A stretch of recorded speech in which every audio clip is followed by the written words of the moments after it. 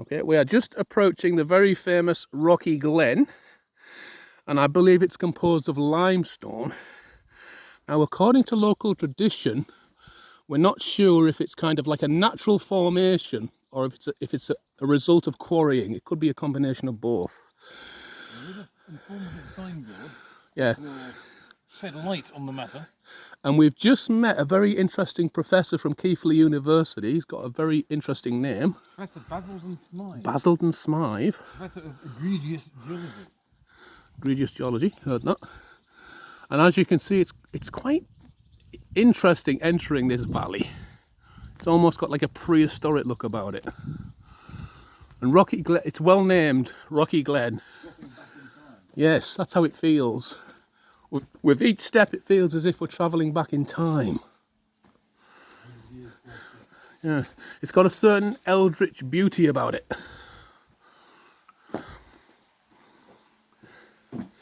And he was a very interesting chap. And he was cooling his toes in the stream, as it were. He may have spotted some interesting local geology of flora and fauna.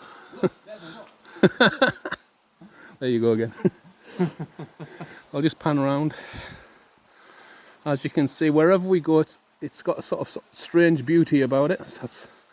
That's part of the thing about Weardale. Yeah. And in unexpected corners. A lot of people take it for granted, but we don't. We do appreciate it, and which is why we do periodically enjoy it, right? Experience it. Every Sunday after meal. Yes. It's quite a popular local spot with tourists as well. It is actually. This walk is Yeah. well known. Understandably so. I would say that this is quality. Right. It looks almost natural though, the formations. The burners cut a path as well. Yeah. So. It's like it's a combination. And even though it's quarried, because it's so old, it's kind of reverting back to its wild state, which does help. It has a certain naturalistic look about it. Very much so. Fern over there. Hear the babbling burn we're approaching.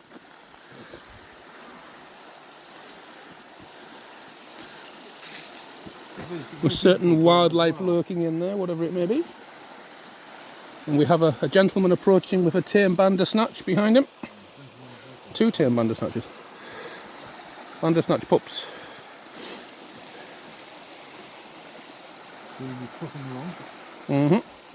One of them seems a little bit limp, like it's limping. I think he maybe stood on a random thorn. Like that. Hopefully not poisonous. I don't think the fauna is at the flora Yeah. is here to kill you. It was a Janus thorn. Oh, I like this part as well. This looks interesting. Along here. Got a nice contrast with the trees and the shadows. Forming like a dappled pattern on the rock. Which is very evocative.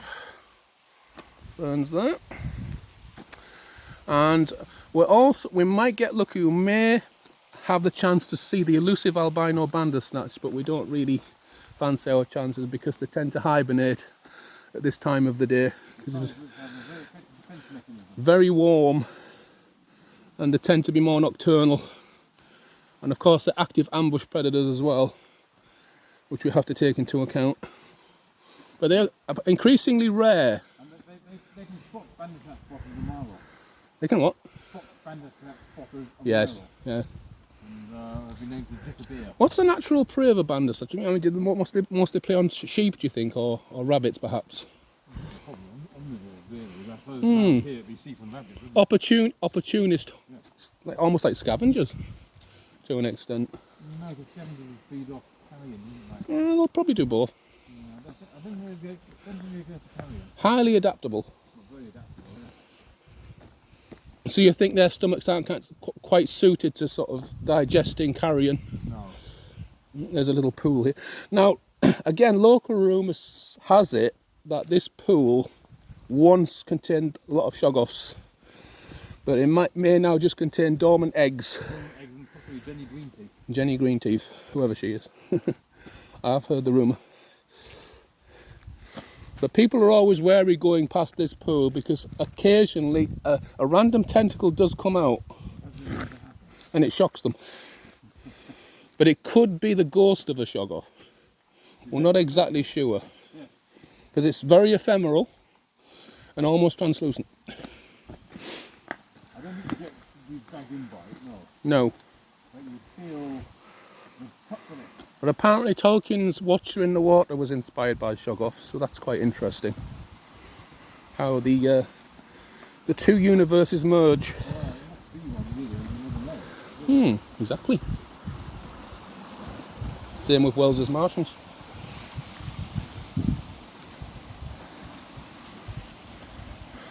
And as we've had about 5 minutes, I shall end this part of our ramble and continue to part 2 when we rest for lunch at the, what's the name of the burn again?